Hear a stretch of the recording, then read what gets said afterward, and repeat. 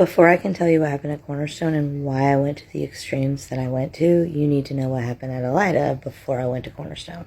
I lived with Shawnee at Elida for 15 months before Cornerstone. Shawnee is in fact the reason why I did not get any Christmas presents the year that I did not get any Christmas presents, because I chose to let her have Christmas presents instead of me. Shawnee is also the reason why I am the only one in the history of Elida Home for Children that ever left and came back to graduate, because Shawnee refused to give me graduation and they had to do it that way.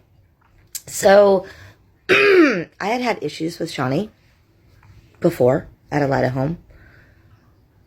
The truth is that Shawnee was incredibly mentally ill, and before she came to live with us at Elida, she had lived at Broughton for 5 years, which is a level 5 psych hospital for children.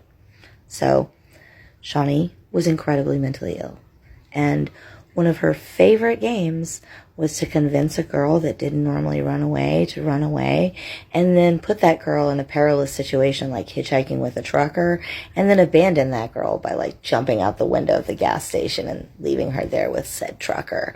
So she was dangerous. Shawnee was dangerous, and I knew that about her before she even got to Cornerstone. And she had convinced a couple girls to run away at Cornerstone, and some bad shit had gone down. So the staff had said, if you run away again, we're kicking you out.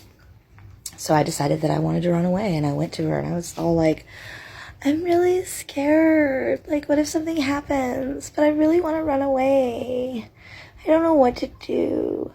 So she was like, let's run away. I was like, let's do it. So we ran away for like all of 3 fucking hours. We were at my mom's watching cartoons. Trust me, we were fine.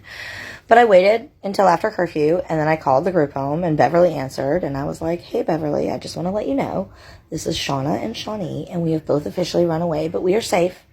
But you need to go ahead and file whatever paperwork you need to file. And Beverly said, well, I can file paperwork for you, Shauna, but I can't file any paperwork for Shawnee because Shawnee's going to get kicked out over this. Huh, you don't say. And then I hung up the phone and I walked out the front door and I abandoned her there. I don't know what happened to her after that. I know 3 days later, the director of the group home called me into her office and literally said, did you run away with Shawnee this weekend because you knew if you ran away with Shawnee this weekend that we would kick her out? Maisie, how would I have known that? How would I have known that? All right, you can pack up her stuff.